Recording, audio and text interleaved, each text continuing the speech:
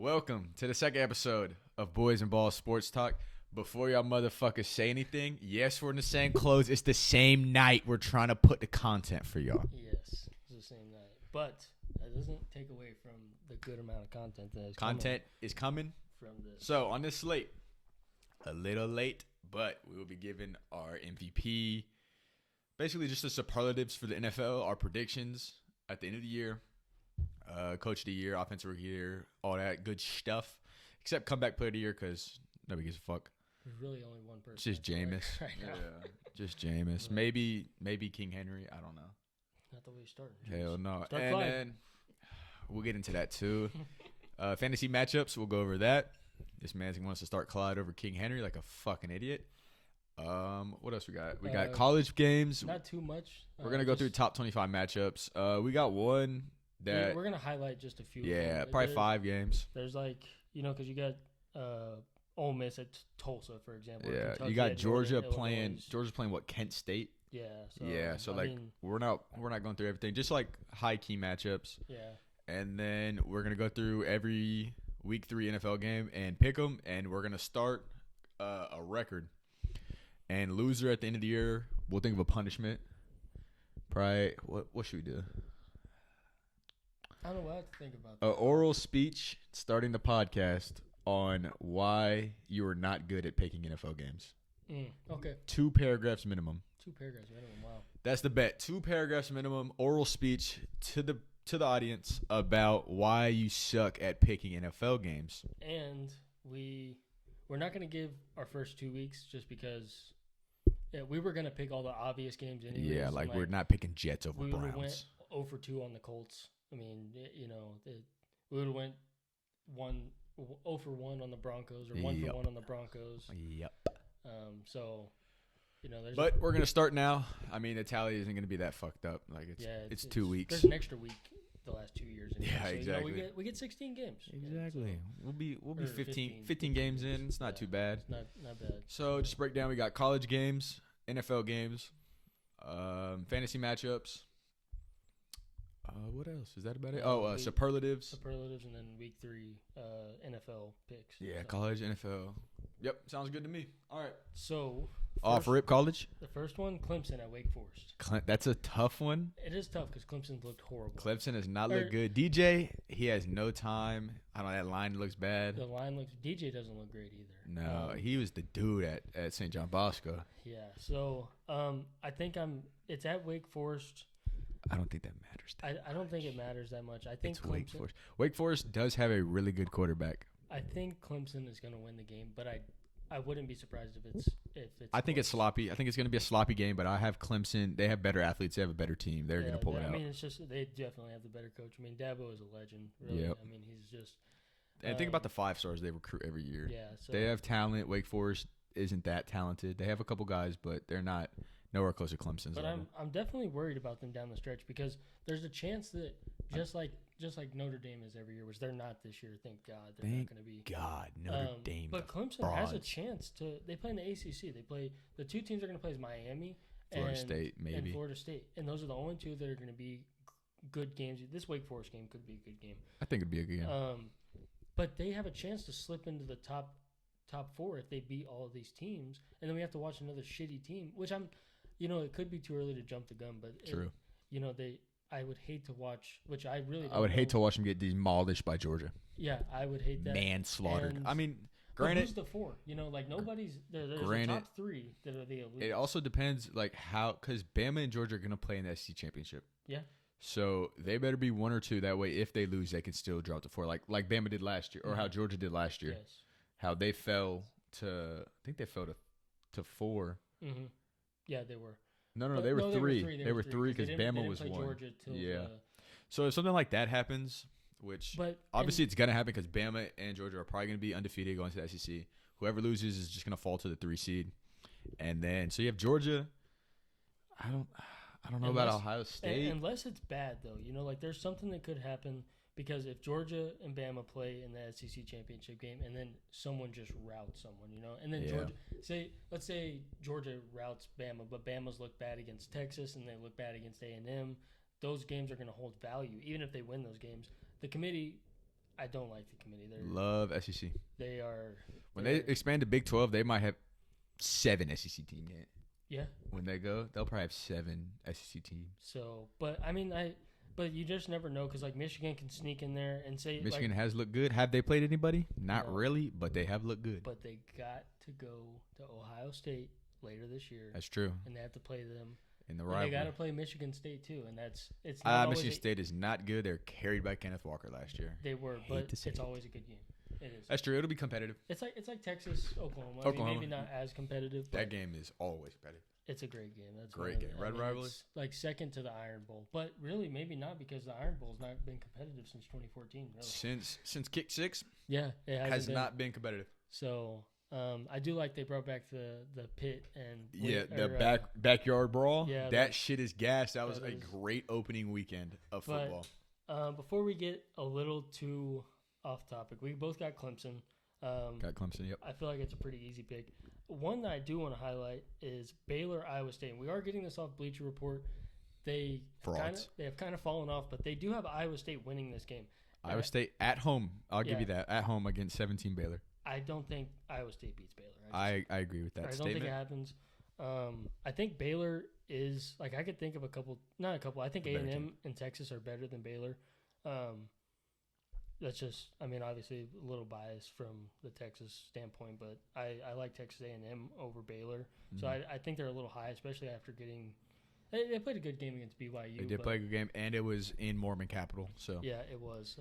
And that place was rocking. They were rocking. When double overtime? Yeah. Yeah, so good game, but couldn't pull it out. You got Tennessee at Florida. I love that game, honestly. It's a good game. I love that game, and I might take Florida. Really? AR-15 bounce back. Let's go. Yeah, I'm gonna go with Tennessee. All right. They're the favorite. Makes sense. At home. It is weird to me. Tennessee is almost like Texas. Maybe not as much because people don't hype them up every year, but Tennessee is. You know, we haven't seen nothing from them. Last year they were decent. Not really. They weren't bad. I haven't seen them in a while be this high ranked. Yeah. So. But granted, they do have a very good squad. They do. So I'm gonna go Tennessee and. They are going to be rocking in that stadium. That stadium They're is always loud. rocking. Stadium's loud. That orange is That's the how SEC is. Orange I've ever seen in my fucking life.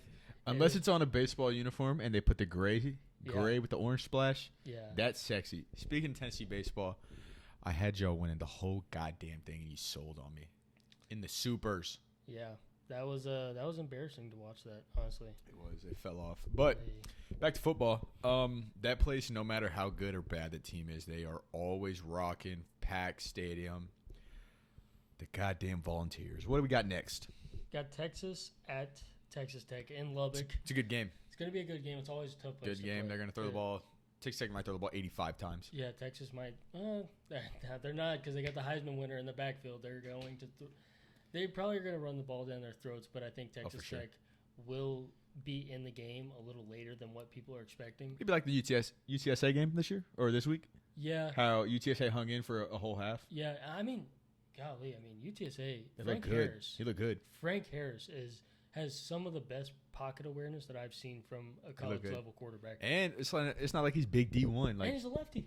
Yeah. He's a lefty. We hate lefties. Fuck Tua. I'm sorry, but come on. We hate lefties. Love you, Steve Young, but we hate him. Goddamn witchcraft people. It is. Shout out Mom. She's a lefty. Yeah, I think it's gonna be a close game. I'd love to see Texas win that game. You know, they've always been the team that's not they lose the games they're not supposed to. Kansas. So, I know. It's rough. What are they like? I think they're like 2-3 in their last 3 against Kansas, or 1-2 or something. It's something bad. It's not good. It's not. And they'll lose in Texas. Like it's not like they're going to Kansas and lose. They'll lose in Austin. Yeah. So, but I think Texas is good. Iffy with Hudson Card, he looked a little banged up still. Yeah, he still looks a little hurt. But whenever they get Quinn Ewers back, that guy, he really impressed me against Bama. Yeah. I was a doubter. I mean, granted, he played like half of a half. No, played a quarter and a half, but I'm ready to see him next year without the running attack. Yeah.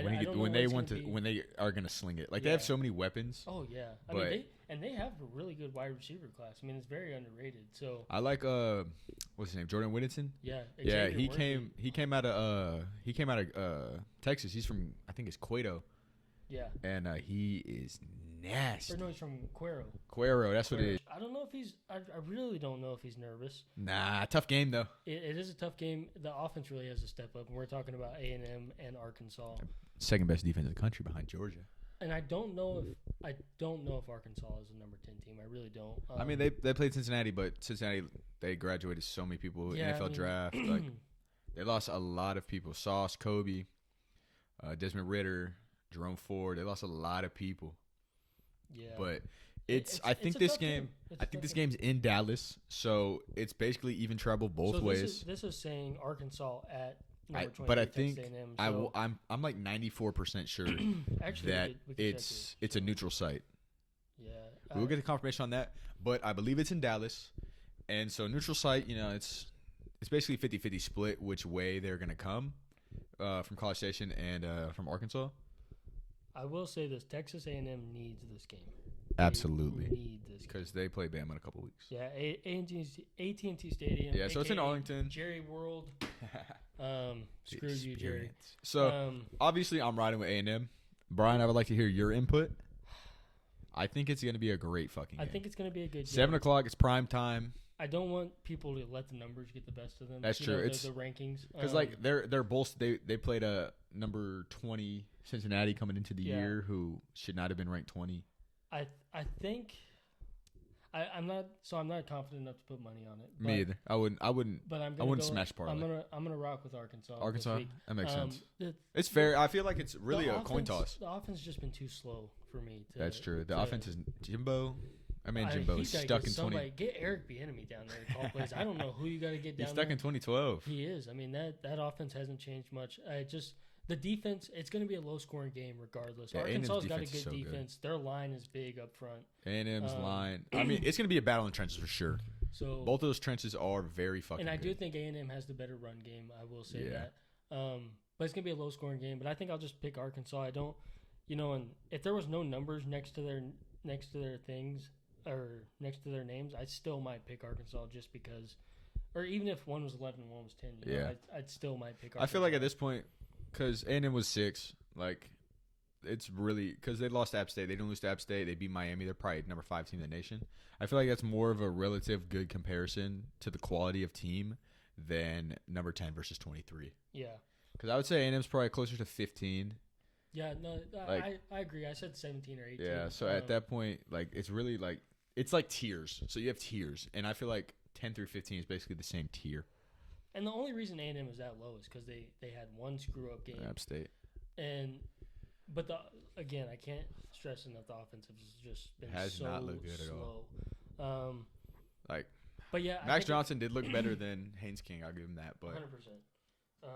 I wonder if that injury is still bothering Haynes King. I don't know. He's out 2 years. But he made so many poor decisions. It was more mental than physical because he has physical gifts. Like he can chunk the ball. He's athletic. He wants that chunk play. He doesn't want anything. Always. He's never gonna check down. Yeah. So it's all or nothing. Yeah, he's got to be a little smarter in that aspect. I think at some point he probably if something's going wrong, he probably wins the job back. To be honest with you, I mean he was. From what I heard from Jimbo, he was the clear-cut guy. Yeah. They said he was the guy in camp, outperformed everybody. That's why he won the job. But, you can't lose to Appalachian State and be like, we're going to roll with this guy again. But when he looked bad. Like, if he looked good and, it was a shootout and the defense lost it, like, okay, that happens. Yeah. Like App State, North Carolina. Like, something like that happens, you're like, all right, dude. That was a good game, too. Dude, Mac Brown got lit in the locker room. Bro was turned. Love that man. Miss him down there in Austin. I thought when he left, I was upset about it, but he just lost the fire in him. He's just too old to, really. He wasn't the Augie Garrido. Yep. Miss that man, too. God, rest in peace.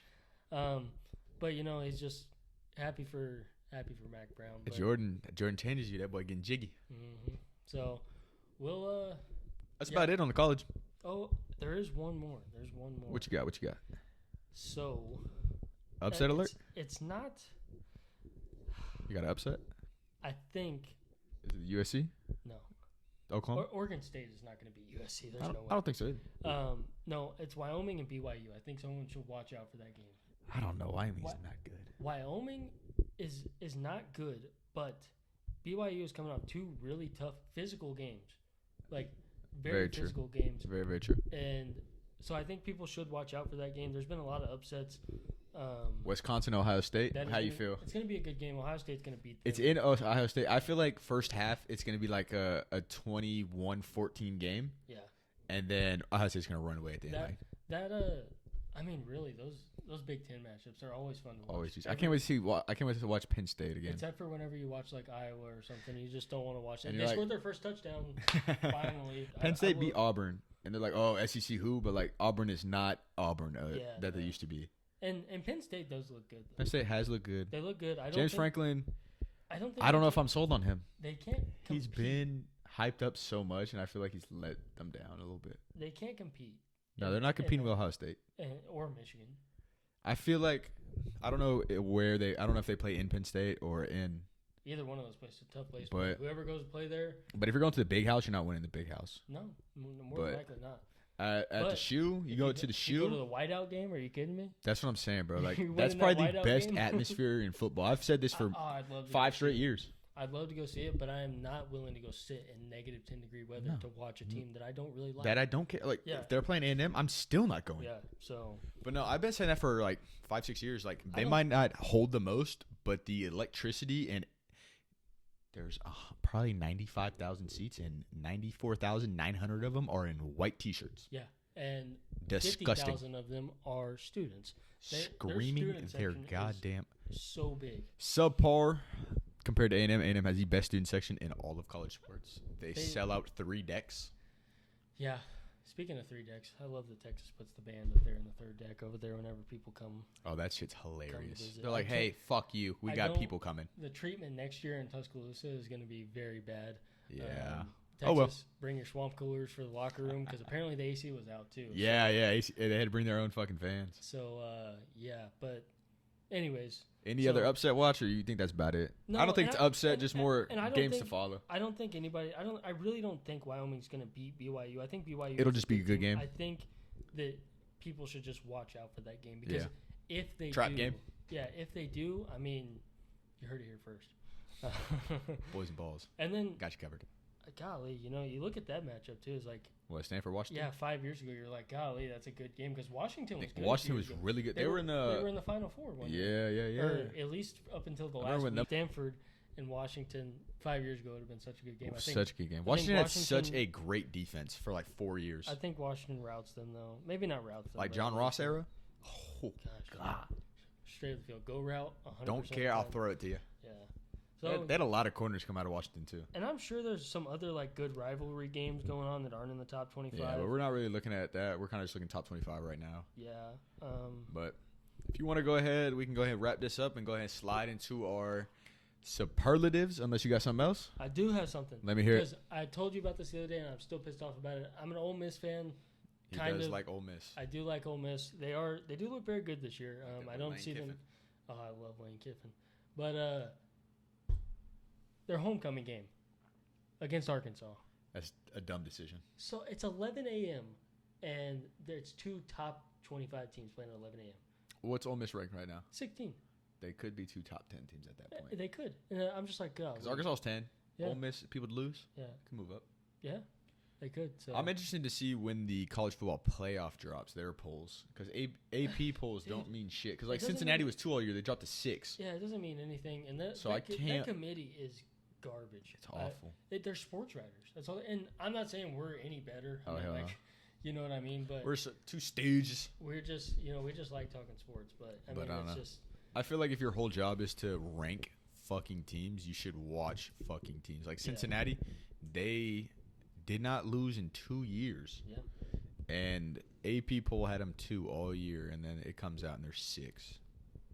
Not even making the playoffs. Like, granted, thank God Oregon was ranked 4 and shit like that, so it kind of worked itself out, but it doesn't make sense. Oh, by the way, when they go to 12 teams, A&M's going to be 13 every year. Just like they've been 5. The 2 of the past 3 years. That's it. It's going to be fun to watch. I'm glad. I love that they did that.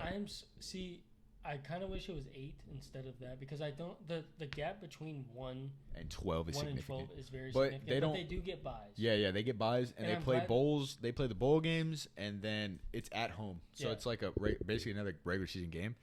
and then they'll travel and go to that's- after the first round is like That is Fiesta Bowl, shit like a that. long college football season. I mean, Because you still have to play the SEC championship game. yeah. You know, in the Big 12 championship. But that's if they have a championship. Like, So you don't think they will? well, I'm saying like some stylus. conferences don't. Look at that. Oh, that's kind of Stylus pen. money. Look at that. But some conferences don't have championships because they don't have two sides. Well, but I mean, you're gonna have one with the big three. Yeah. And then ACC, there's a championship game always. So 4. But So- it'll be interesting to see, like, you know how they have the SEC championship or the SEC champion. Like, if they didn't make the playoffs, they go to this certain bowl, Yeah. or ACC goes to this certain bowl. It'll be interesting how they reconfigure that. It will be. Because I don't think it'll be set bowls anymore. It'd be just like top 12 teams, and then after that they'll figure the bowls out. Yeah, but Like, it comes in what 2024, 5, 2026. 2026. Yeah. This is It's a the couple year ways. after Texas and Oklahoma going to the SEC. It's a long time, so it doesn't really affect us really this much. It doesn't, but I do. The gap between 1 and 12 is immense. Huge. But then again, especially this year, the gap between 1 and 3 are huge. This yeah, year. Georgia looks that fucking good. I mean, the gap between 1 and 2 might be that big. But it also like any given Saturday in college football, Oh, yeah. shit can happen. Like App State beat and Marshall beat fucking it could. But Notre Dame. Once you get up to those teams that have been Then again, powerhouses- how do you think NFL prospects are sitting, or do you think they'll play? Because I think they'll play. Because it's like the college football play. Like Jameson Williams, he'll play. Like he played in the Natty, like towards ACL. But okay, so at that point, if you're playing for a national championship, they're gonna play. Like if you're in the 12, I feel they play. Yeah, I think they do. I mean, if not, they're gonna get ridiculed all over, Yeah. like everything. And then Which is stupid. and Because then like people are gonna be like, oh well, he's just not a winner or whatever it that's is. what they did with Lenny. Yeah, I know. It's Like they're like, oh, he doesn't want to play his bowl game, and then you look at like Matt Corral, who almost broke his ankle in a bowl game, Oh, I know. and you're like, this is why people don't play bowl games. Or Jameson Williams towards is. ACL. And they had no meaning then. Nope. And still, Like Jameson Williams, it makes sense. Like you're playing for a natty, Yeah, you want to win that game. but like that's just an example. Like shit can happen to But where it at fucks the- your future up. at the moment, and by 2026, the transfer portal could be crazy, God, I and these hope not. teams. I hate transfer portal. These teams could be really even to 10 to 12. They can they could be. NILs and transfer portals. Literally, like the new NCAA game, that shit's gonna be Oh, crazy. it's gonna be crazy. But Can't wait to play it. I think most of them play. I think there's a few that might sit. They're just gonna publicly. They're gonna get ridiculed. It just is what it is. For sure. But yeah, on to some superlatives. Superlatives. So we got MVP, Offensive Player of the Year, Defensive Player of the Year, Offensive Rookie, Defensive Rookie, and Coach of the Year.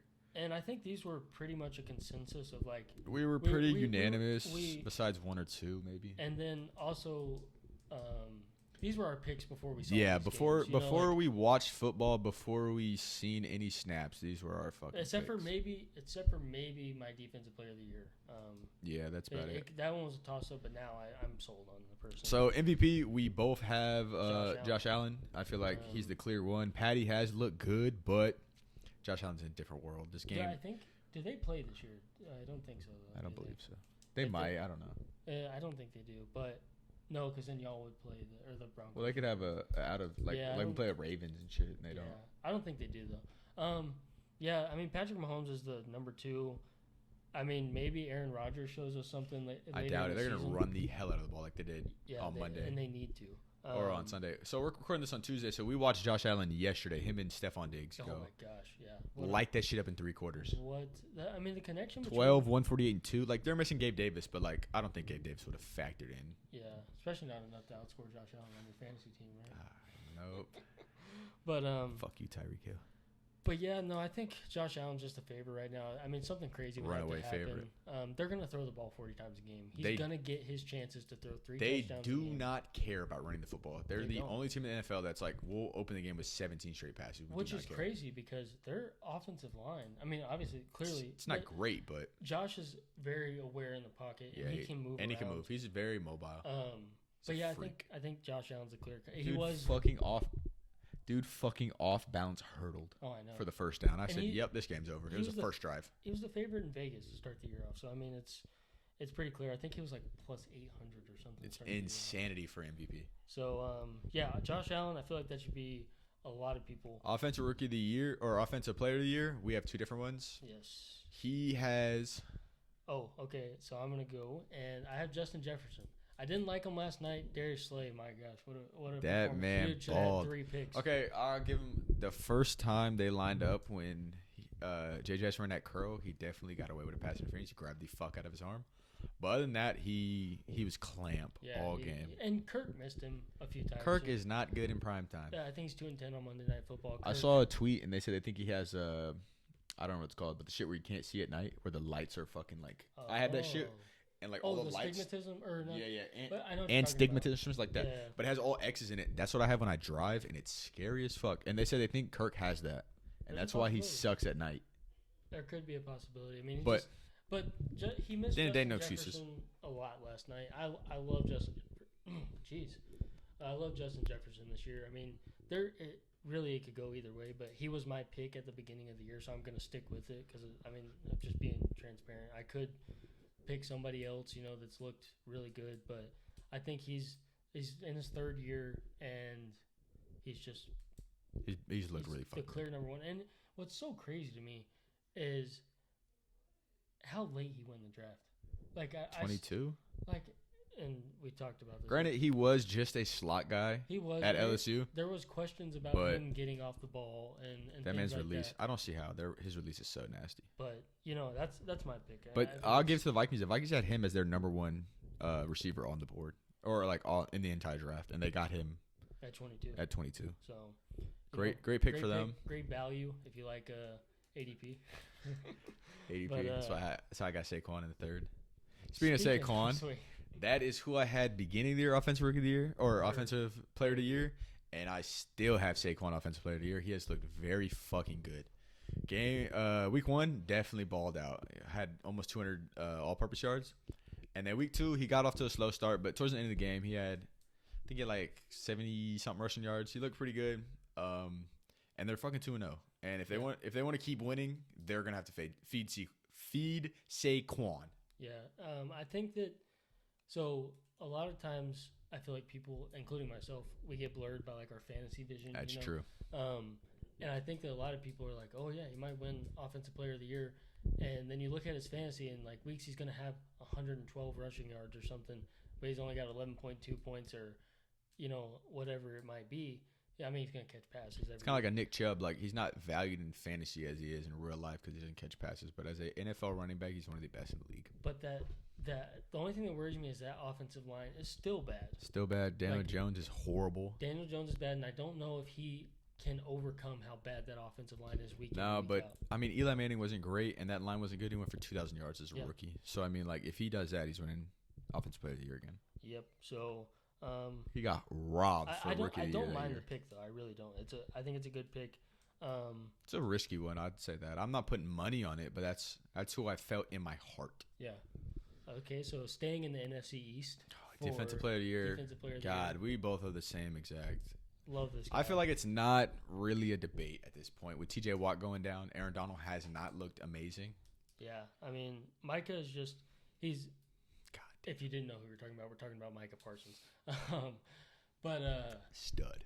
Yeah, no, he's just so good, man. He fell to 11 in the draft? Yeah, and 11. The reason was they don't know if he loves to play football. Yeah. That was the reason. That was the reason. That he was negative. It was doesn't love football. Yeah, so. What? I'll tell you what, he looks like he loves fucking hitting quarterbacks. That's what it looks like. To me, it's clear at the moment. I mean, he leads the league in sacks. I know it's only 2 weeks, but he's got 2 sacks each game. Like, if motherfucker's balling. Yeah, and he's gonna play bad offensive lines. And you don't even have to look at sacks. You look at pressures. You look at QB hurries. You look at every win rate, every advanced statistic. He is that guy. Yeah, he is. And I know he's a linebacker, but he's an and he went against Tristan Wirfs and Lyle Collins. Yes. Like it's not he's going against slouches. He's going against great fucking like. I don't think Tristan Wirfs is an All Pro yet, but Lyle Collins was an All Pro. I think you're gonna fact check me when you're listening maybe, but no, Tristan Wirfs. I think he gave up 1 sack last year. Yeah. So he's really fucking good. And they did switch him over and put D-Law on him. Yeah, once they put the rookie in, he still went back over. Once they put the rookie in, they said, "All right, let's abuse this." And then Lenny chipped the fuck out of him. That's my point is he's a linebacker, true. He's figuring this edge rushing shit out. But he is the fastest edge rusher in the NFL. Hands down. There's nobody that's faster than him. There's nobody that gets off the ball faster than him. Think how good he'd be if he played edge all year last year. Bro played edge for 4 games. Yeah, I know. It was crazy. 12 sacks. And like, there's like, oh, he's athletic. We'll blitz him. And then they're like, oh, God, this guy's actually good. Like, he was good. He was like a hybrid at Penn State where he'd cover, he'd blitz a little bit. But he has, like, I don't know, he has moves. Like, it's not like he's just running and just being athletic. Like, he actually sets them up and works things. Yeah, so. Which is very good. Very good to see. I don't like the Cowboys, but I really do fucking like Michael Parsons. He's a stud. Listen, I don't like the Cowboys neither. Okay, I'm just but I'm gonna be honest. At the time, I did not like them drafting PS2. I wanted them to go Justin Fields. Looking back on it, I fucking love PS2. That was a great pick. I mean, at the time, that was the 5th corner on the team. Oh yeah, but I mean, golly, Justin Fields. It's just he doesn't look good, but like he's had Matt Nagy. And then he's on the Bears. Speaking of which. But even individually, he hasn't looked good. Eberflus is a good coach, by the way. Yeah, no, I think it's clear and cut. I mean, anything could happen. I mean, PS2 is one of the best press corners, and he's in the second year of his career. Yeah. And he's disgusting press. And I mean, he held DK pretty well. He shadows ones as a second-year press corner. Yeah. DK's a physical freak, and PS2 matched up with him. Yeah. So we got offensive rookie of the year. We got 2 different ones here. You want to go first? Oh yeah, I have Drake London. Highest. He was the number 1 receiver off the board. I don't think any running backs are really relevant at this point, and no quarterback's going to play. It's a quarterback award. If Pickett plays, he might win it, but I doubt he'll end up getting significant time. If he gets in, he's going to be like week 8 or later. Yeah, I mean, Baker won it, but he also set the record. Yeah. Although Saquon should have won. You know, it's even... I mean, Herbert broke it, but... Tomlin? Mike Tomlin? Yeah, Mike Tomlin. He's a great coach. Yeah. Second greatest coach in the league. Yeah. Who's the first? Bill.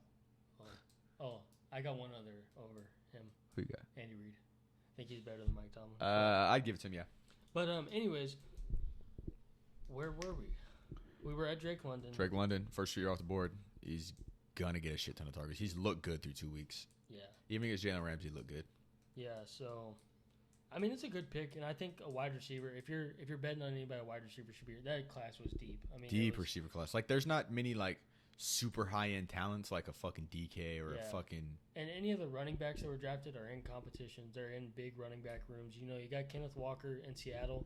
Brees Hall. He could be the first running back off the board. Michael Carter. Yeah, I mean they're all like in a committee. Like the best one is Dameon Pierce, but like how much stock are you gonna put into a Texan running back? You know, he looked good though. He looked good against Denver, but so I think. But he's not gonna catch passes. He's not gonna do all this. Do you know how many attempts Rex Burkhead had? 0. Wow.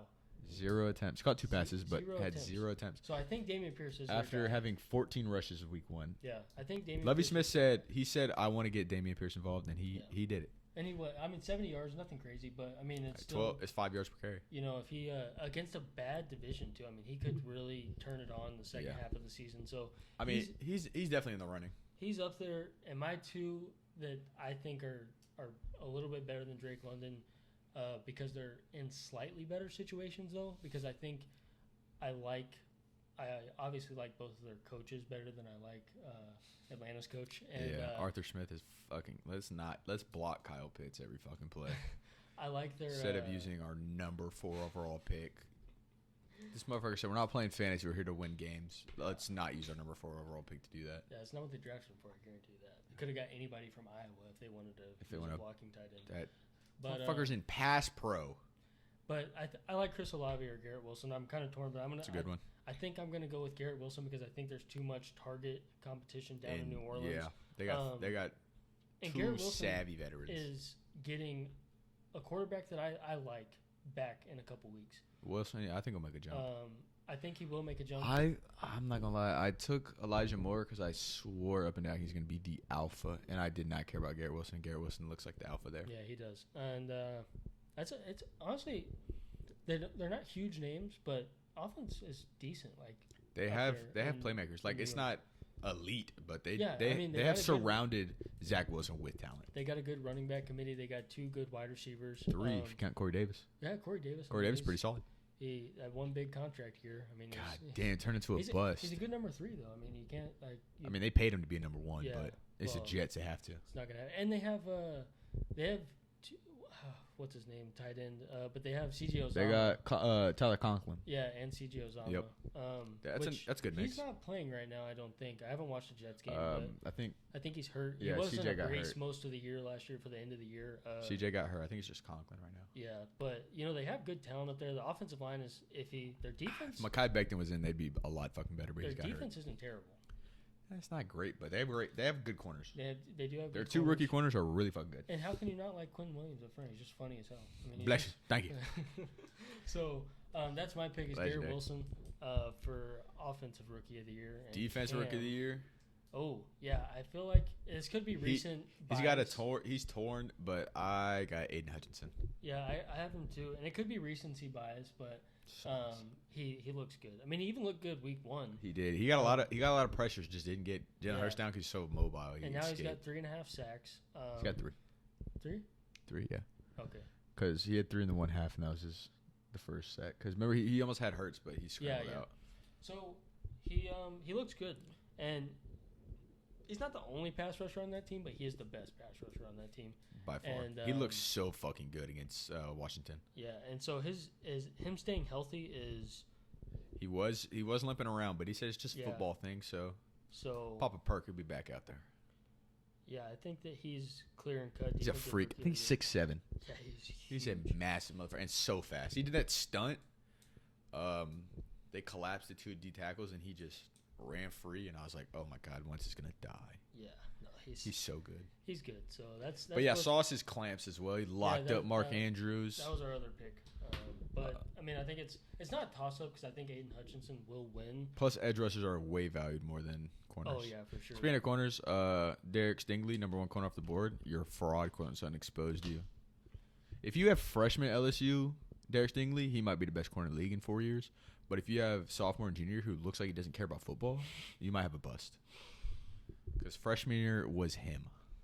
So, coach of the year. Got one guy that he tugs at my heartstrings, man. Let me hear it. He really does. And that is my second favorite team in the NFL right now. Obviously, I can talk as much shit as I want about the Cowboys, but I'm still going to watch their games every fucking week. And I'm still going to be mad if they lose. No matter who's it could have Will fucking Greer at quarterback, and I'm going to be pissed that he sucks. West Virginia stud, He honestly. was a West Virginia stud. Torn down the motherfuckers. But Dan Campbell. Love him. I love that guy. I really feel. I don't think there's a human on earth who can listen, watch, do anything that Dan Campbell does and just not love that guy. Yeah, no. And that I sent you a video the other day. That team looks so in tune. They look like a family. Everything is like. Looks like they've been playing football together for fucking 20 years. It's like an emotion. It's everything there is great. That's going. It's more like a high school fucking football team than it is an NFL business. Yeah. So Dan Campbell. I mean, he didn't win it last year, but they weren't great last year. They showed have flashes. They had a lot of close fucking games. They showed flashes. You know they were the best team at covering the spread. Really? Yes. Wow. You know, this year they're the number 1 scoring offense in the NFL right now. I do. Wow. Put up almost 40 points in both games. They put up 35 and 38, I think. Yeah, 35 and 37 maybe or something like that. I mean, my God. A lot of fucking points. They have talent. I mean, and we will get to him. Don't get too excited. Golly. A little preview. We got our top 3 offensive performers and top 3 defenses of week 2 coming up next. And I'm going to have one honorable mention just because cool story. Yeah, we'll throw some people in there for honorable mentions. But yeah, so that's my pick. Cam's got a really good pick too. I got Mike McDaniel. Yeah, I love It might be recency bias based on what we just saw against Baltimore, but I think going into the year, I would have either had him or Josh McDaniels. Wow, and they do not look great. I mean, they played two comparable teams. Like the Chargers are pretty good. Chargers, they're really good. That's what I'm saying. They're really good. Cardinals are hit or miss. We both think the Cardinals are terrible. At least I do. I don't think they're terrible. They're like so inconsistent. They are. And golly, if there's not double XP on fucking Call of Duty that week, Kyler Murray's done for. But anyways, so Mike McDaniels. The reason I say this, they hired him for Tua. Like he's an offensive guy. They hired him to make Tua a NFL quarterback. Like he has all the talent, all of the potential, and you're finally seeing the potential being untapped. And them boys in Miami can fly. Yeah. What a game that was. Yeah. Fuck you, Tyreek Hill. I lost my fantasy match because you had cramps and then had like 7 catches for Jerry Rice in the second half. For fourth quarter, not even the second half. 7 catches for like 110 yards and 2 touchdowns in the fourth quarter.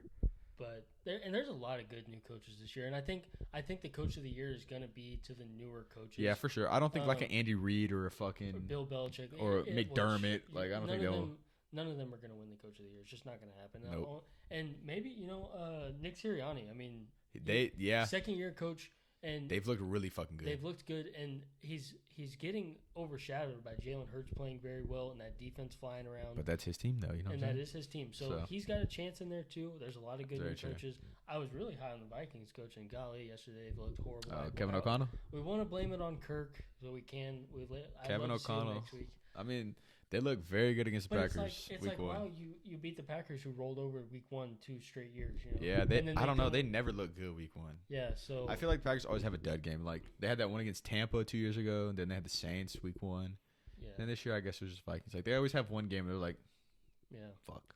And that season, that whole shit would have changed. First fucking play of their season, Christian Watson drops a 75-yard bucket throw from Aaron Rodgers. Then at that point, it's 14-21 in the fourth quarter, and you got veterans receivers. You start because I think Vikings scored on their first 2 drives. So instead of starting, you don't know how the shit would have went, but you could have started 7-7 instead of 14-0. The offensive player of the year exposed Jair Alexander, and they do play zone. He had that one. I think he covered him once. He was saying that he wanted to shadow, but that one where he was in the slot and he was man coverage. Yeah, and J-Jets shook him off the screen. Mm-hmm. That shit was disgusting. But how do you guard that? It's impossible. Yeah, it's hard. I mean, and that is the toughest position to play in court. Yeah, that and quarterback. What's his name? I forgot his name. I think he's a rookie or second year player in L.A. But he had the 2 forced fumbles. But then everybody saw him getting. It was week 1 against the Bills. Oh, Troy Hill. Yeah, Troy Hill. Yeah, bro, had like a pick and a fumble, and then they just saw him getting stiff armed. Yeah, and then that's all they're talking about. But he made the 2 biggest plays. They don't give a fuck. He caused 2 turnovers. They're like. Yeah, you got stiff armed by a quarterback. It's such a hard position to play, and it can just turn around. It's like a ref, just like that. It's like a ref. You only point out the bad. Oh yeah. You don't really, unless they make like a spectacular call or like a spectacular play. Mm-hmm. It's kind of like that's your job, and you're like, I don't see how the refs do that shit real time. Yeah, I've been seeing that shit in slow mo. I'm like, nah, that's not it, and then they'll go to a different angle. I'm like, what the hell? Out of all of which I mean, basketball. I'm not talking about basketball. Out of all of the refs, though, the NFL's refs, the best. They look the best. I mean, the baseball ones are umpires are horrible. Angel Hernandez should not be. He shouldn't even be coaching or umping like high school games. We won't stay on this for long, but I do not like the robot. That's so stupid. Because you're taking the human aspect of baseball out of it. As a guy which I pitched, you earn those spots whenever you hit that spot over and over again. Because they'll like. As the game goes on, they'll loosen the strike zone up. If you're continually hitting it, and you earn those spots, you'll grow it by yourself naturally. Mm-hmm. So I don't like that, but the NFL and going to the game what the ump calls. Like you know what ump is gonna be behind the play, and they have tendencies as well. But it's just like like Angel, that motherfucker's big everywhere. But like some people, they'll give you a half a play, like half a ball off, or they'll call black instead of white. Yeah, so.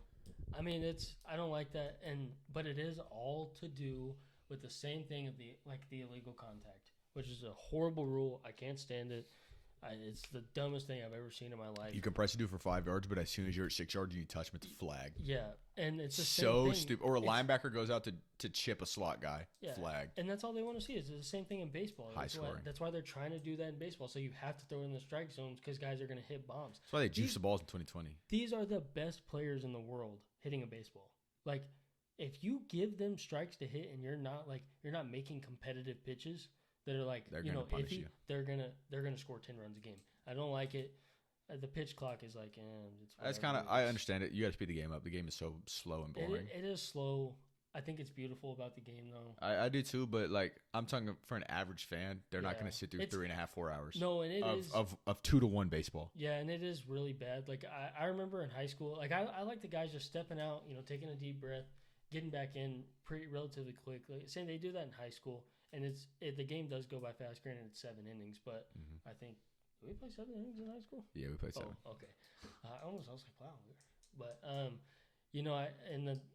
either way, the NFL refs, they look the best out of everybody. It's just, very true. It's they do NBA refs are super hit or miss. Yeah, they do a good job in the NFL though, and they see a lot of stuff in real time. It's impossible to see. Like, I don't know how they fucking do it. They and the only thing that I'll say is I hate the spots. The spots piss me off sometimes. I'm like, yeah, they do bad spotting a lot. They do bad spotting. But it's kind of hard to see where the ball is, where especially his knee like on a is. quarterback rush, everybody's diving to the same spot. I mean, it is the spots are bad sometimes though. Or even if they go to review, like the one Justin Fields was clearly over the goal line. Oh yeah. So clear. Yeah, it was clear, but there's like not anything convincing. I was like, what do you think they did in the fucking 80s when they didn't have video replay, you know? But kind of just guessed. Yeah, but anyways, we're off to our top 3 offensive player and defensive player performances of week 2. But technically, we have 5 or 6 guys. Yeah, we got some honorable mentions. And offense, because the first one is Diggs/Allen's connection. That goddamn duo is disgusting. Yeah. It is. He went 10 for 128. 12 for 128 and 2 touchdowns. Yeah, through 3 touchdowns. He had 3 touchdowns. He did. He had like 140 yards, I believe. Yeah, I think it was 12 for. He did have 3 touchdowns for sure. 12 for 148. I think he had 2. No. Could be wrong. Wow. No, he did have 3. You're right. Yeah, I believe he did. He did have 3, I believe. Had him? Yeah, 12 for 148. Yeah, 12 for 188 and 3 touchdowns. He was probably like 12 for 148 at the start of the third quarter or something. Through 3 fucking quarters. Yeah. Not even 2.5 quarters. Yeah, so. Which is disgusting. Yeah, that connection. Allen looked amazing. It's just special. It's clearly why. And really, Diggs could, with that connection, Diggs could win Offensive Player of the Year. I mean, definitely. We didn't even mention him, but he could. He definitely could. I mean, he's not that guy. What did he put last week? 10 for 120 in the touchdown? Yeah, something like that. I believe. It was opening fucking week. He had 9 targets on 122. Yeah, 8 for 122 and a touchdown. Disgusting.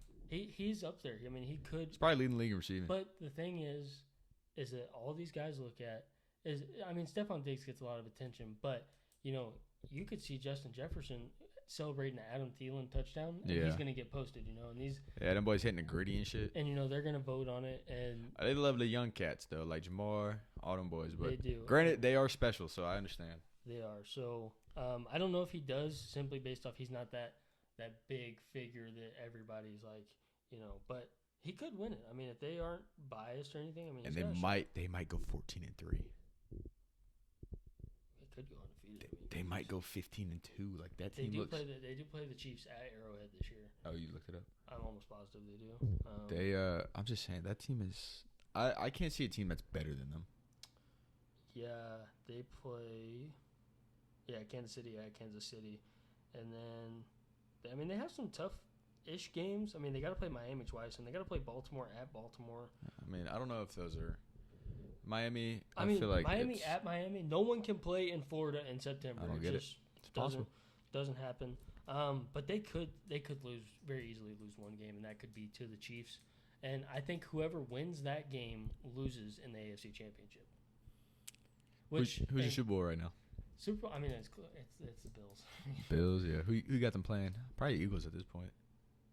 Eagles look really fucking good. The Eagles do look good. I do expect it to slow down a little bit. Probably. But right now, I would pick the Eagles. They look the best team in the NFC East. By far. The Rams could turn around at any point in time. But they didn't look good against the Falcons. They didn't. And Matthew Stafford. It looks bad.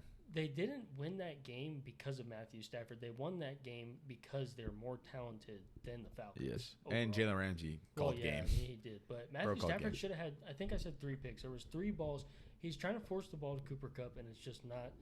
He had that one nasty shot in Tyler Higbee that he dropped for a touchdown. That was kind of good. He also had a no-look fucking interception week 1. So yeah, instead of hitting Allen Robinson wide open. Oh, racist.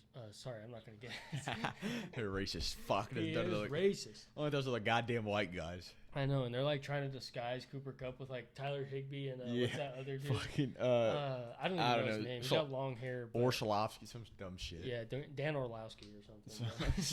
But they're trying to like disguise him over there, it looks like. But so then our next one after Allen and Diggs is three guys, and it's Tua. Oh God, the Miami fucking the whole fucking offense. The Miami Miracle Boys, or whatever the hell you want to call Tua them. looked fucking amazing. He did. Tyreek ran straight and caught fucking deep passes, and Waddle. They looked good, and they had damn near similar stats. They both had 11 yards. for one. Yeah, one had 140, one had 160. No, one had 170. Waddle had 170, and Hill had 190. Yeah, some crazy shit in 2 touchdowns so apiece. they're averaging 17 yards a catch and 19 yards a catch. Disgusting. That game, and 2 touchdowns. So Disgusting. That's crazy. Tua is throwing the biggest knock on him that week was he's throwing to wide open guys. Well, who gives a fuck? The person I saw say that is, and I'm not even on a big enough platform to like trying to be going after this guy, so I'm not like trying to take a shot. But Colin Cowherd was like, "Congratulations, you're throwing to wide open guys." And I'm like, "It's not his fault. That's why you signed them to get fucking. That's why you draft Jalen Waddle. That's why you trade for Tyreek Hill. Draft him, but that's to make life easier in your quarterback. That's the point of football. That's why you do that. So get your players open. That's the biggest knock I've seen on him. I don't think it's a knock. That one, they sent it like a fire blitz, and he just got it, took 2 steps to get on the hash, and threw he underthrew it a little, but he was moving and chucked it to Tyreek, and I did see that. That was nasty. I forgot which play was. I think it was on that go route to tie the game, and Tua threw the ball, and his whole like right arm was just like this, like down here, and he was like, yeah, same play. Because they sent a fucking like fire blitz, so they had nobody to block like 2 guys, so he just took 2 steps off the hash and just fucking chucked it. Yeah, so it was beautiful. That was a good game. I love that game. Down 21 in the 4th, and they came Guru back. Griff, shout out Bozo of the Week in Baltimore. Bro ran straight. But and then the next guy after this, I have one honorable mention, but which is going to be like not a popular topic, but Amon-Ra St. Brown, dog, just played good. He really did play good. Jesus, he could have called game if he caught that slant, but other than that, and if you drafted him in fantasy football like I did, the sun god, baby. If I did like I did, you got him in the 5th are lucky or 6th. I think I got Mike Williams and because you went 3 running backs. 3 running backs. I got Mike Williams. And then probably Amon-Ra. Yeah, maybe I did go Amon-Ra. Or A-Rob and then Amon-Ra. Nah, there's no way I picked A-Rob over fucking Amon-Ra. But either way. You got him in the 5th. I was going to take him right because we have a snake or whatever. And it comes back and Brian's I got right Amon-Ra here. because I got him before you went for right before I got Sutton. Because I wanted to go Amon-Ra Sutton. That would have been nasty. It would have been nasty. Sorry about I would have had Terry, Amon-Ra Sutton, and then I probably wouldn't have had Gabe Davis. He would have failed, but yeah.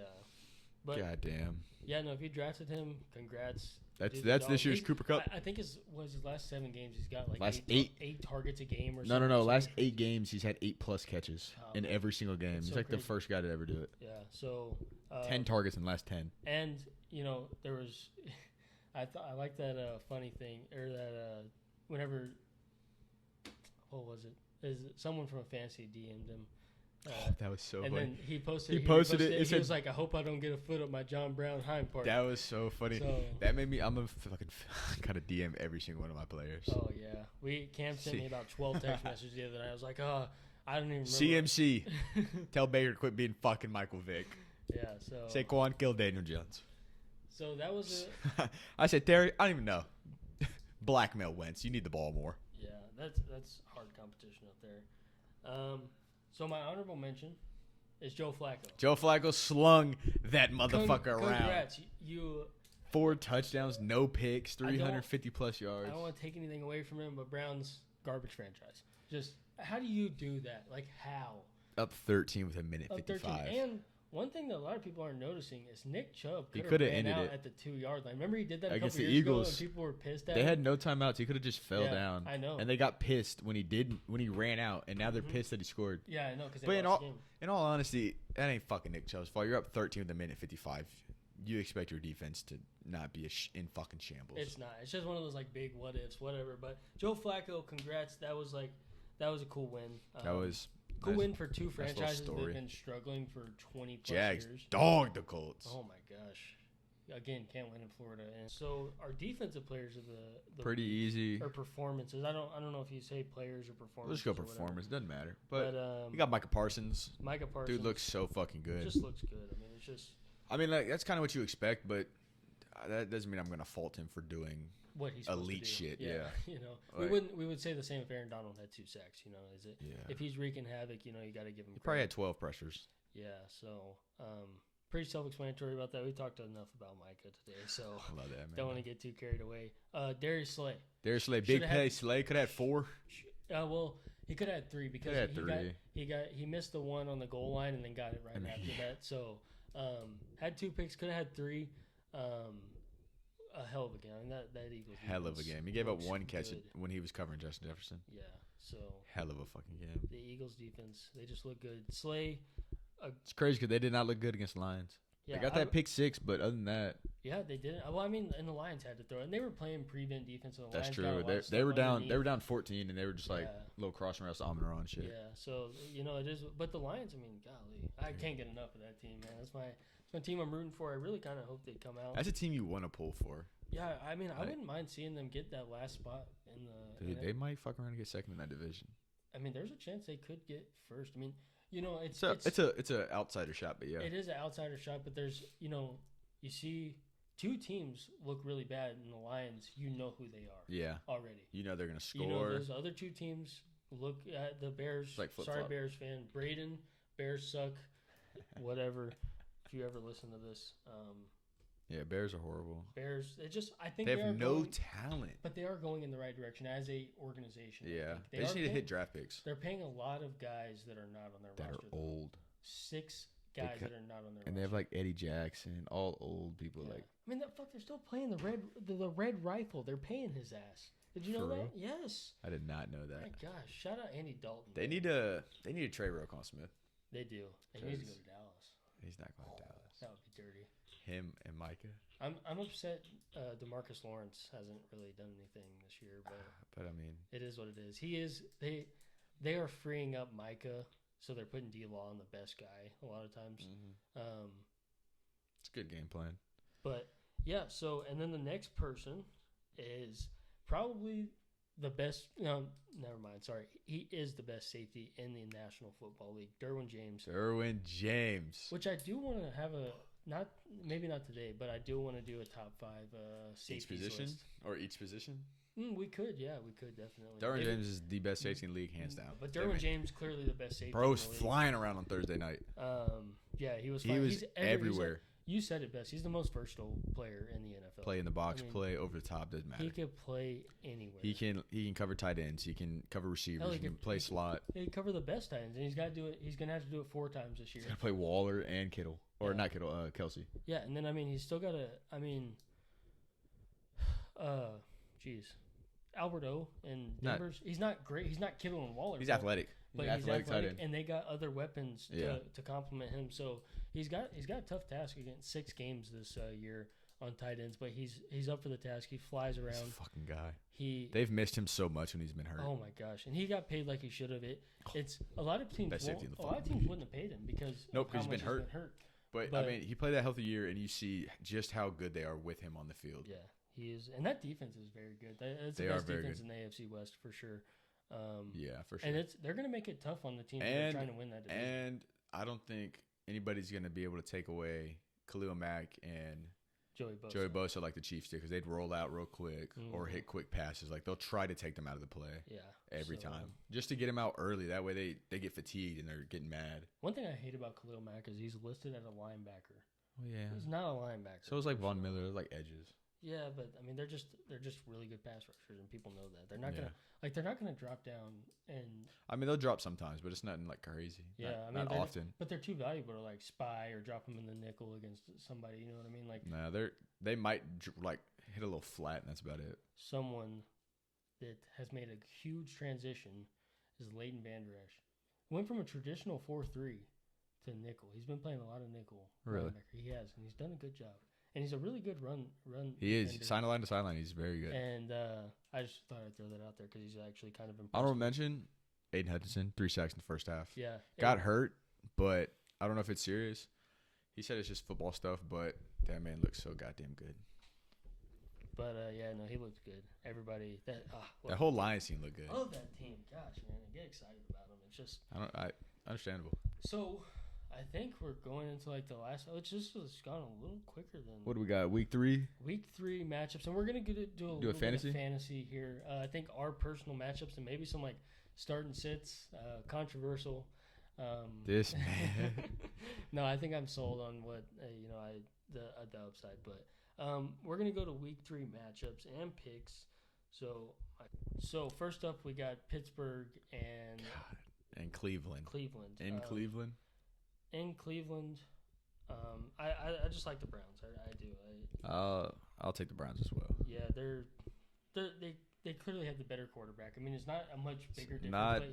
He's better. They have the better running backs. I would say he's less likely to turn the ball over. He's less likely to make stupid mistakes than Mitch. Yeah, and they have around, and that line is still good in Cleveland. Mm-hmm. It is, and they have still better. Very good. They have better running backs. They got better wide receivers. I wouldn't go that far. They have a better number 1 wide receiver. I'll say that. And they have a decent defense. Not great. I mean, they got Myles Garrett. I mean, both their defense, like Steelers defense, is going to carry that team. It's always good under Mike Tomlin. I mean, it's just defense is going to carry that team. But the Browns, despite last week, they have a great defense. Not great, but they have a solid defense. So we'll take the Browns. Future reference, we're going to put our tallies right behind us. That way, we are always reminded at how terrible we are at picking NFL teams. Yeah, and this is like one of the tougher years. There's been a lot of just like upset games and like Jets, Browns, Seahawks. All right. Next game, Texans, Bears. Texans pretty easily for me. It's in Chicago. Don't care. They got a better quarterback. I'm also taking the Texans. Texans, Bears. We both got Texans.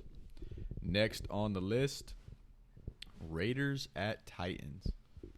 Raiders at Titans. That's a tough one. It's a tough one because Derrick Henry, he hasn't been great so far, but I think he bounces. I hope he does because I'm gonna start. 2-0-2 teams. They're gonna have to They're gonna have to step it up because they're playing in tough. The Titans are not in a tough division, but they are in a tough spot because they're supposed to be the best team in that division. I mean, both of those teams, they're 0-1 and 0-2, the 2 best teams in that division. It's supposed to be on paper, But on paper.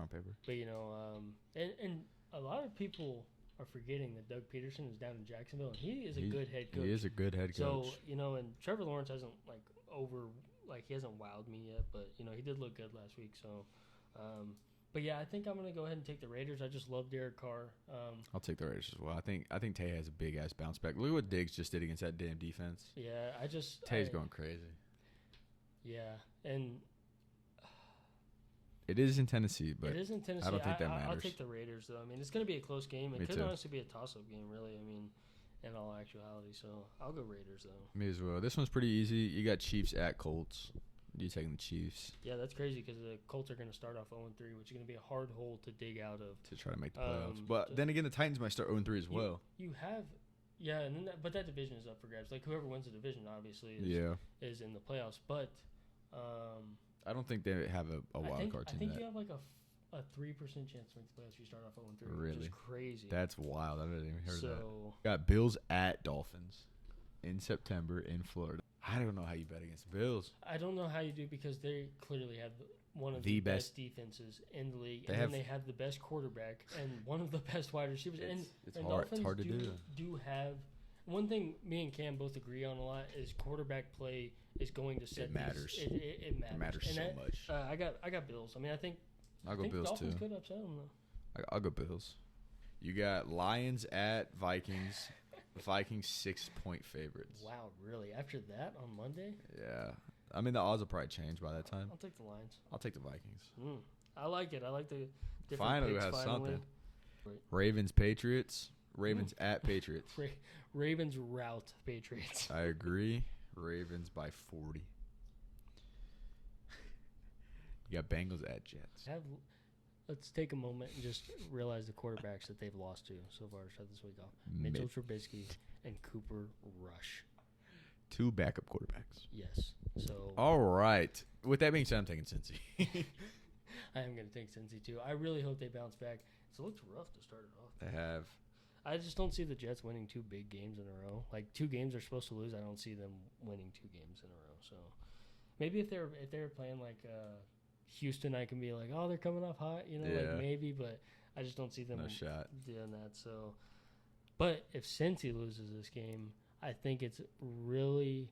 First of all, there's no way they'd win the division if they lose this Hell game. no, AFC North is stacked. And then I think it's time to start talking about Zach Taylor. Hot seat. He could be. I mean, you made a good point that he did take him to the Super Bowl. They won the Super Bowl second but year. It could have been. It might have been the biggest fluke of all time. Cinderella story. All right, next one we got Eagles at Commanders. Eagles are 6.5-point favorites. Revenge game, huh? A little bit, huh? A little bit. I hate Carson Wentz and I hate the Eagles. So, with that being said, I'm taking the Eagles. I'll take the Eagles as well. Saints at Panthers. You're going to go with the Panthers, I think I'm taking Carolina. No. Nola only 3-point favorites. If Jameis is hurt. Are they at Carolina? Yeah. I could see it being a close game. I'm taking Carolina. I think I'm going to take Carolina too. I think Carolina is what are you going to Saints? Which one? No, I'm not going to take Carolina. I'm taking Carolina. I think that Baker Mayfield is. I wanted to believe in him. The last 2 weeks have made me like kind of be like, golly, I just don't know if I can. Root He just for this guy doesn't anymore. look good. And that Saints defense good. It is very good. And very, very good. They haven't played a defense as good as them yet. And Baker's. Nope. They haven't. And Baker's looked bad. So I'm not. That's not to say Jameis has looked much better. Yeah, he hasn't looked great, but he is hurt. There's pain. There's pain everywhere. Pain everywhere, baby. Yeah. I'm gonna take the Saints in that one. Just I could see them winning that. I could see that game going either way, just because both of those offenses are bad. Aren't very good. They're bad. I mean, they really are. And the Carolina does have a decent defense. It's not terrible. They play pretty good against the Giants. Granted, it's the Giants, but they play pretty good. Couldn't hope. All right, next you got Jags at Chargers. Chargers 7-point favorites. Jags at Chargers. Yep. Oh yeah, give me the Chargers. Yeah, me too. Like if they played 10 times, I think the Chargers win 10 out of 10 times. I agree. Also, depends though if Herbert's playing. I expect him to play on. He'll 10 be days limited. Rest. Yeah, they did have the Thursday night game, so that's good for them. But yeah, I'm just gonna take the Chargers, assuming Herbert plays. If they don't, I'll take the loss on that pick. It is what it is. I'm taking Chargers. I think they win no matter what. We have Rams at Cardinals. Rams 3.5-point favorites. Rams at Cardinals. I'm taking the Cardinals. Wow. Woo. Yeah, they both look bad to me. To me, their NFC West is up for grabs. It really looks is. like it. It's not going to be the Seattle Seahawks, but I did say that the Seahawks were a good team. You did. You told me. You said the Seahawks. And I was saying they might win 4 fucking games, and he said they might write off 7-8 just because they're a good squad. And fundamental team. Their strength of schedule is very much in their favor. They play the Jets and they play the Jacksonville Jaguars.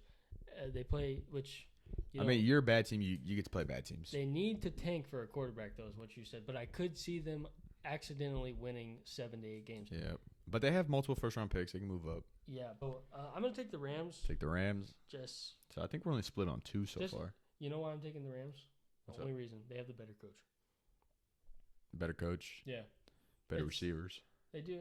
Yeah, they do have D better helps out. receivers. But the better coach, defense. They got a lot of better stuff. I'm just riding with the Cardinals. I respect it. It's a heartfelt pick. And you'll probably be right, to be honest. Honestly. That's one of those games that's just like, but... Okay, this one is an absolute shit show of a matchup.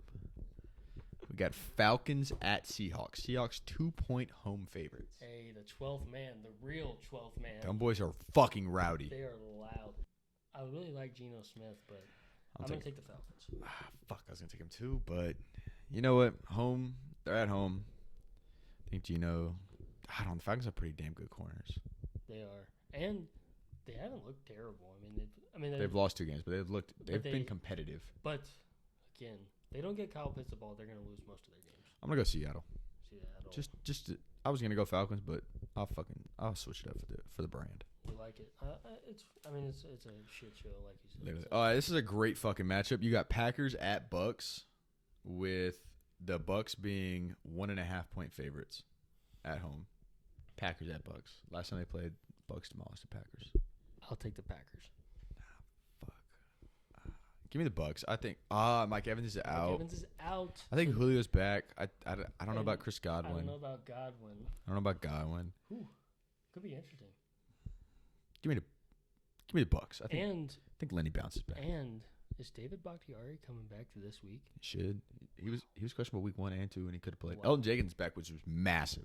Wow. So That's Aaron I didn't Rodgers think about that. is not going to get a lot of pressure with David Bakhtiari back. He has him and Elton Jenkins. Love David Bakhtiari. See him at the Bucks game? Chugging beers, bro, and then Aaron Rodgers sitting there sipping it. Oh man. But yeah, I'll take the Packers. You're gonna take the Bucks. I'll take the Bucks. Can't bet against Brady. Sunday night game. We have 2 more games. We have Sunday night, Monday night.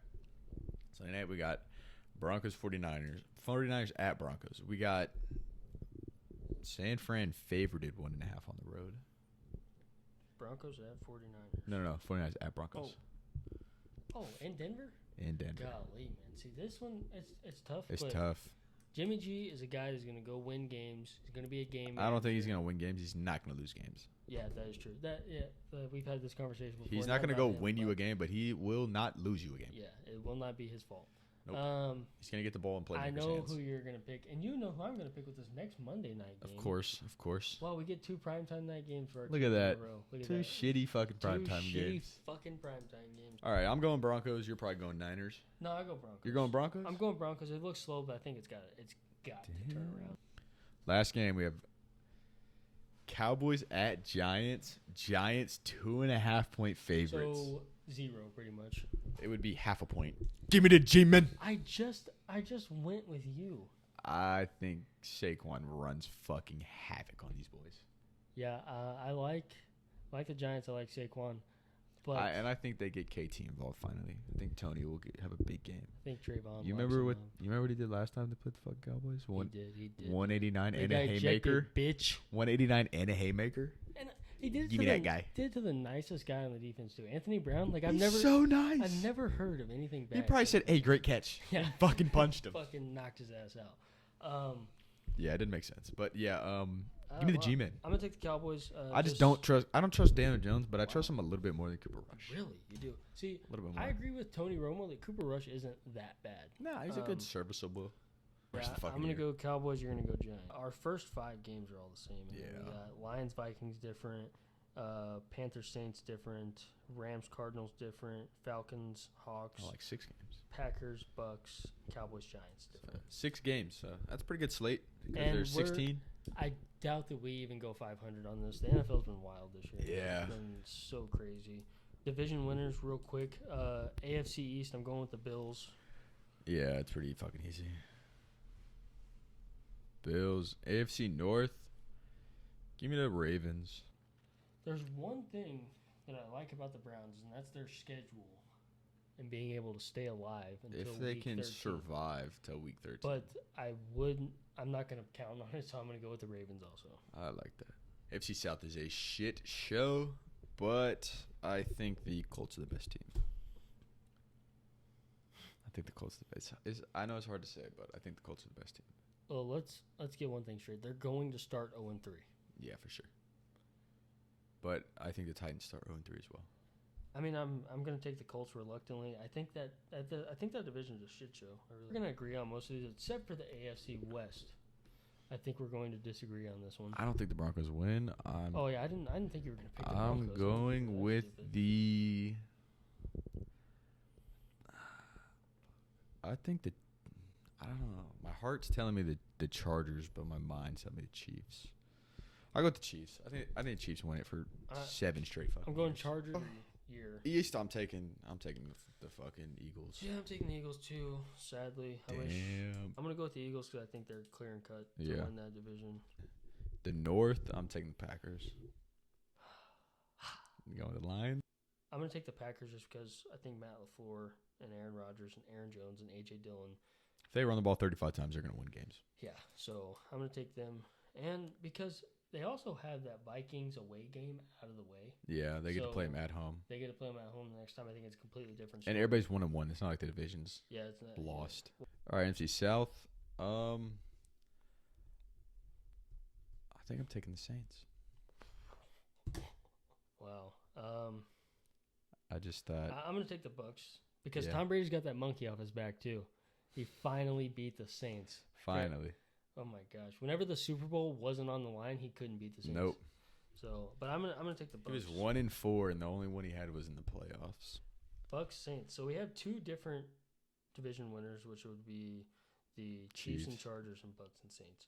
And this one, this last one is tough. I'm gonna go. I think LA picks it up. I'll go LA. Unfortunately. You going San Fran? Yeah, I'm gonna go San Fran. San Fran. Shout out to him, Cruz. Yeah, I got Rams. I think they're too good not to pick it up. Even if Stafford's not great, their defense is so good. He's looked horrible. So, what we got? Last thing is what? Fantasy maybe? We play on ESPN. Switching that next year, going to Yahoo or Sleeper. Sleeper's the GOAT. You can import your league so it has all the history, like prior champs and shit like that. Wow. Into Sleeper. I already know the champ's gonna be this year, and that. Yo, it's fucking truly, baby. It's me or Cam. We really hope it's me or Cam. I hope it's just us, like in the playoffs at least. Yeah, we do, but I don't want to play Cam in the playoffs. I really don't. I want to take out Cruz first rounds. Hopefully his running backs die. Yeah, he ain't got running backs anyways.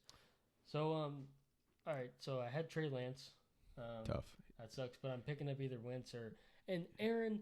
I know you'll never listen to this, but Aaron, you're gonna piss me off. Scumbag. You're a scumbag. Dude tried to trade me some stupid trade. Bro's got what? He's got Russell Wilson, and Matthew Stafford, and he's picking up Carson Wentz because he's before me on the waiver a little by one spot.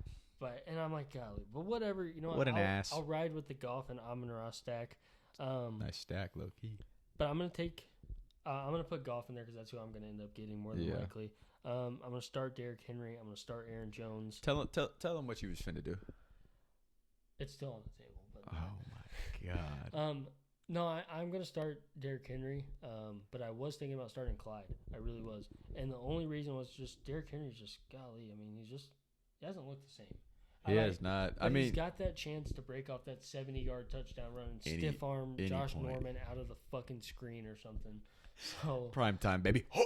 But yeah. So I'm probably gonna keep it the same way, and I can't wait. Like if anybody listens to this, is gonna be like, I just can't wait for the 4-man league. Fucking, we just drafted well. I mean, we did. I know. I mean, me not so much. You could tell like my receivers are weak. Yours just you fucking hit. Yeah. Like you hit on Mike Will, you hit on Amon-Ra, you hit on MT. And then you traded for Pittman. I got Pittman. Fleeced, Cruz.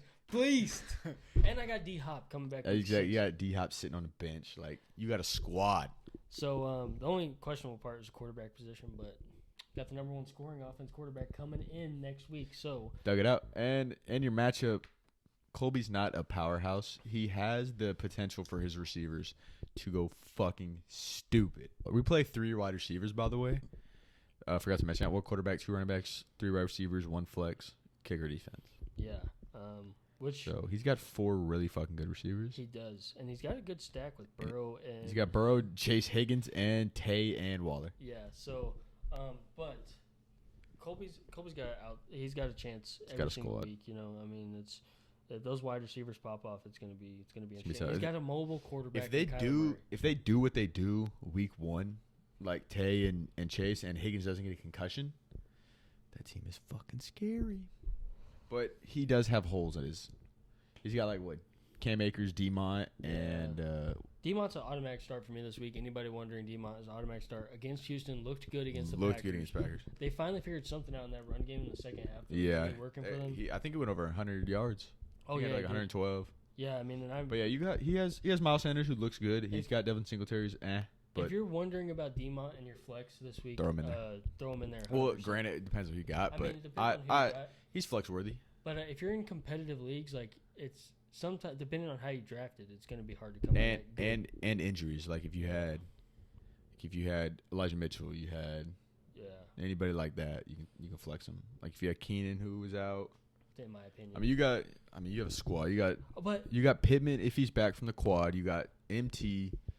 And Amon-Ra St. Brown. So I'm more than likely gonna sit Allen Robinson this week. For sure, I'd sit him. He hasn't got a lot. He got that 1-yard touchdown, but other than that was the only thing that saved him last week. He hasn't really got much. Week 1, everybody knows what the fuck happened. And I wouldn't start Mike Williams or A-Rob over Henry, or Chubb, or. Well, yeah, I'm talking about like in your flex. I'm not starting him over any of those guys. Flex. That's crazy to think of that I have Chubb in my flex. Yeah, not as good as fucking Saquon in my flex. Yeah, but let me hear your wide. Well, we'll name off his wide receivers here in a minute.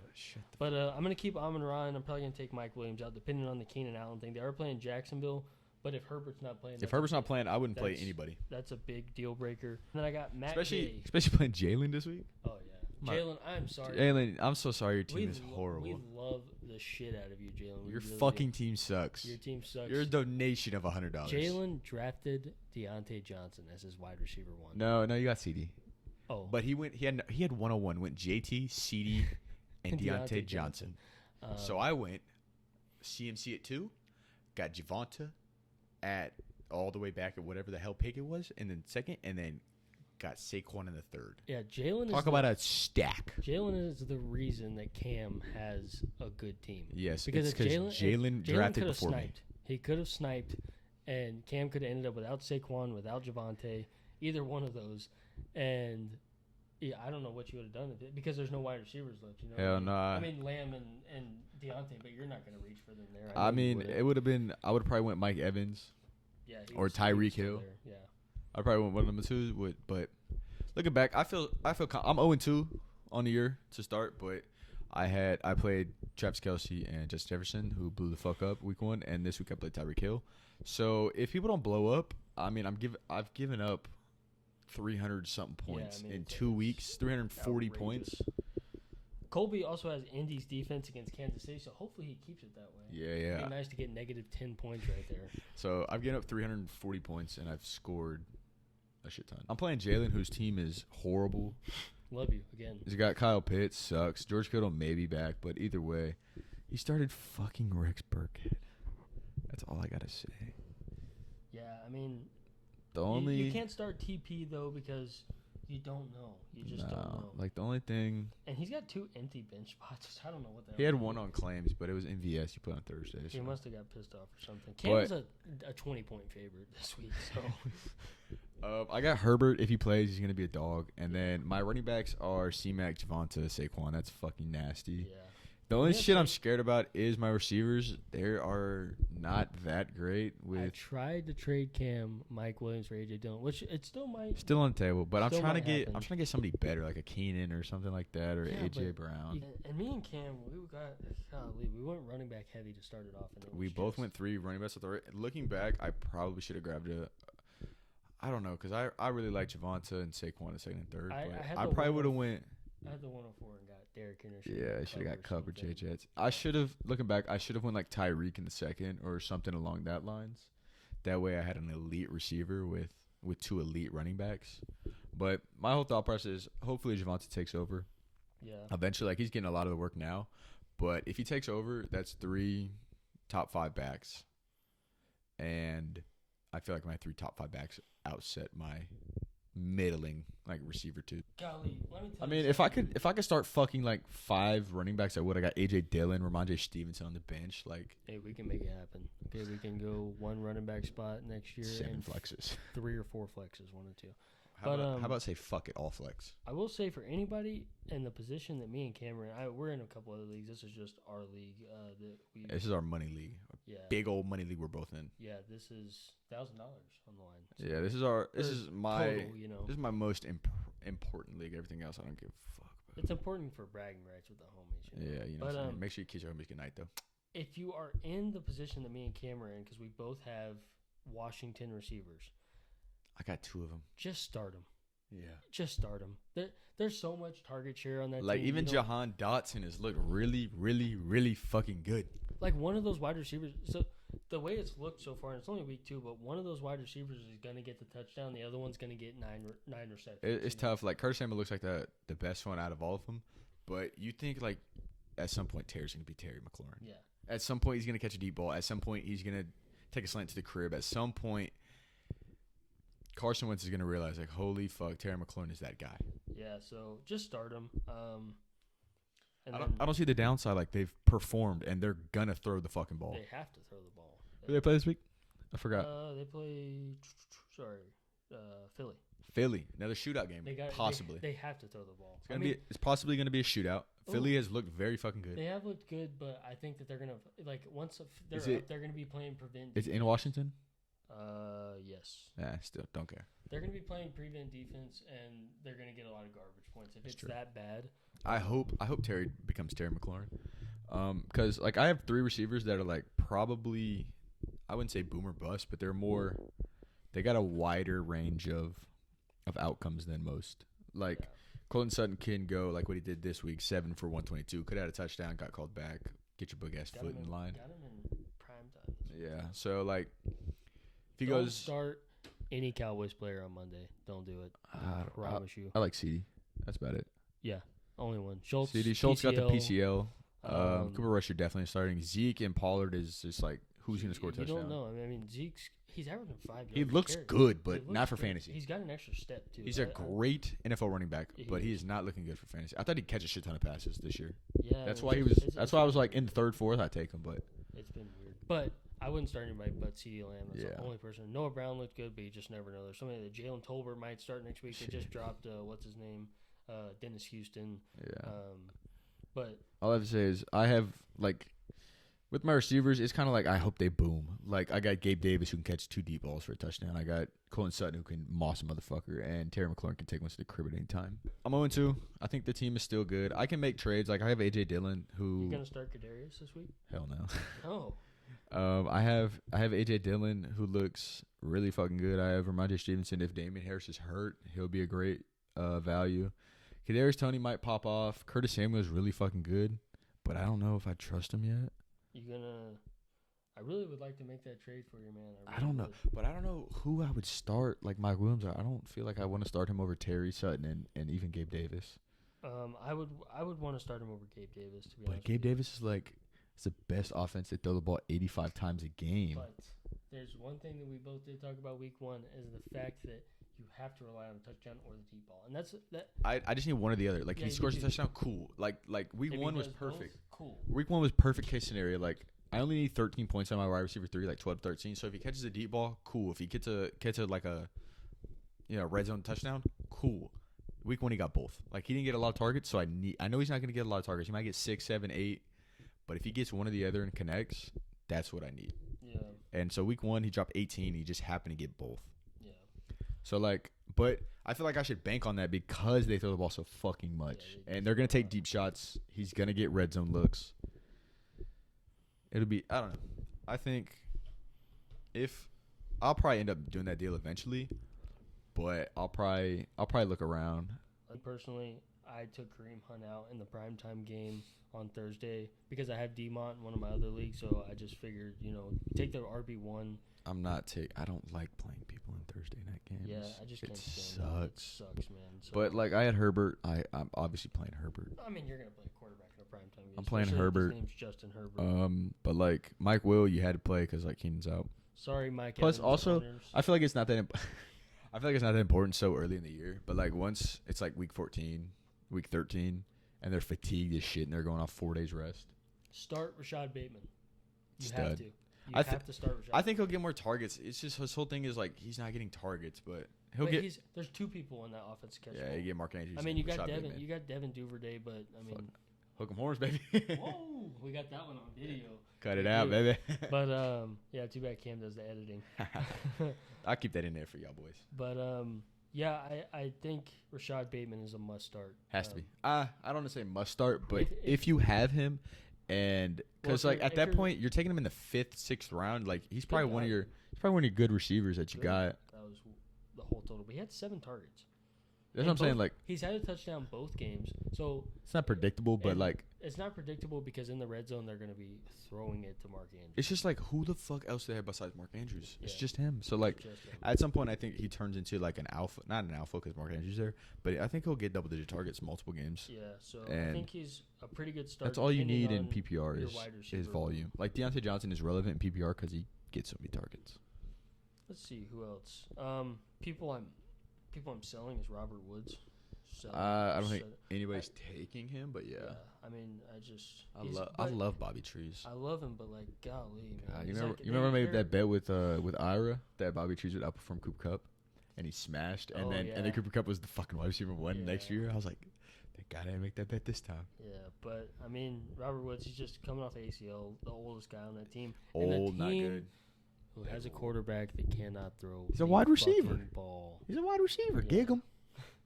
But yeah, I would sell Robert Woods if you can pick someone else. I mean, at this point, you could just fucking drop him. I don't know who else is available to replace him. Just drop him at this point. But I feel like he's droppable. Because, I mean, it's not like you invested in him to be a starter for your team. Yeah, you did. He's like a depth play that maybe if he pops off, you're good. I like Antonio Gibson. It's not bad. It's Nah. not terrible. He's kind of touchdown dependent. Brian Robinson's coming back, though. Is he coming back this week? No, he's on IR. So and the kid who just got fucking shot. Week 5 is the earliest he can come back. He's on IR, but he did partake in individual drills, and he's looking fucking amazing. Okay, well. And he was the starter I like before he got shot. I like Gibson this week, though. Yeah. For like the first 5 weeks. Yeah, I he do looks like good. him. So that's why I'm saying Cruz's team is like good now, but like he's got to figure out his running backs. Up. Yeah, but he's got a running back at quarterback. That's true. Lamar Jackson, 79 yards to the cribbo. But it's just like, how long can he survive on receivers and a tight end? If you can, I think we already said it, but sit Zeke, please. Yeah. I mean, that's your 3rd round pick. If he is your RB2 and you don't have anybody else, you have to play him. But if you can, sit him. Sit him. Just until he shows like, okay, they're gonna use him in the passing game. The best one, James Robinson. Start Play that motherfucker and sit Travis Etienne. Etienne isn't done nothing. Right now, I mean, it sucks because I own him in a couple leagues. He's got a bright future, though, in Jacksonville. I think he does. He dropped that fucking touchdown pass. I think that lost all momentum. Dropped the touchdown I pass. won. And then Trevor Lawrence missed him on the wheel.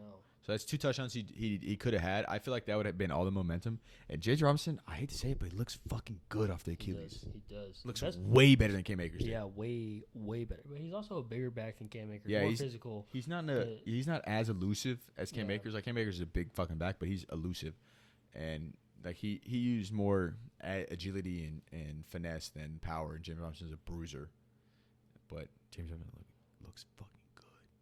But, Hunter Renfrow, I think you got to sit. Sit. He might be hurt. He might be hurt. Fumbled twice. Vontae's going to have a bounce back game. Tay's going crazy. You look at week 1, like Tay had 17 fucking targets. Yeah, and they're force feeding. And that's the game that they were competitive in with a great team. So they're going to go back to that game plan where they're going to feed Tay and sprinkle in Waller and Renfrow here and there. Fresno State connection is back. I guarantee. Disgusting. But yeah, that's about it. You got anybody else? I think that's all I got. I'm ready to wrap this up. I'm tired. It is. Of course. It's 12:41 in the morning. 12:41. So we got work. So did not do my discussion board. Yeah. Fuck that. Do it 9. I'm not doing that. The first 2 episodes of this podcast were more important. Way more important than the discussion board. Who puts the discussion board up at 9? If it was at 11:59, I would have thought about it. But let's do it 9. I think next week we're gonna get Will Compton on the podcast. So bust some of the boys. Hit us up, baby. Yeah. Either that or Pat. Pat McAfee. Get him on. That would be so dope. God, get my hopes up. I mean, we could have had him. He was in Austin. We could have. Hey, bro, drive an hour. Oh yeah. Come on, bro. But all right. They'll never know we exist. But hey, if we're big that one day, clip this shit. We love y'all. Yeah. All right, that is episode 2 of Boys and Balls Sports Show. Yes. Cam Pettit, Brian Hodges, we out.